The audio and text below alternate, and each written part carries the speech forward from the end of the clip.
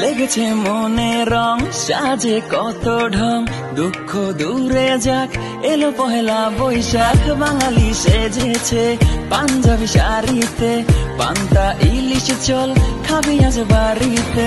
সব বিষণ্ণতা আজকে দূরে যাক, সুখের ঘুরি আজ আকাশে মেলে দেখ। সব কিছু যা ভুলে স্টাইল মেরে চুলে যাবো মেলাতে, সবাই চলে আরে এলো রে বছর ঘুরে পহেলা বৈশাখ।